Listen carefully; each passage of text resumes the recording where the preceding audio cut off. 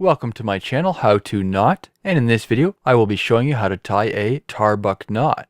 This knot is typically used in applications such as general purposes and camping. Start by creating a loop.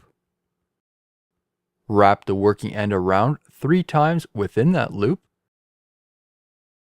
It helps to keep the coil wraps tighter as it makes it easier when finalizing the knot.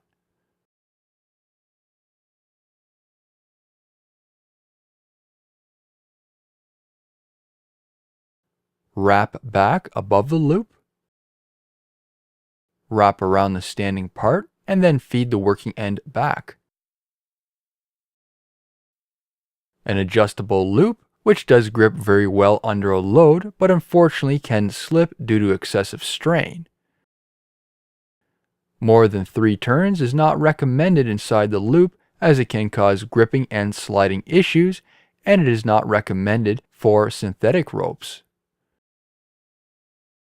This concludes the rest of my video. I hope you enjoyed it. Please be sure to hit that thumbs up button, and if you'd like to see more knot tying videos, subscribe to my channel. Thank you for watching.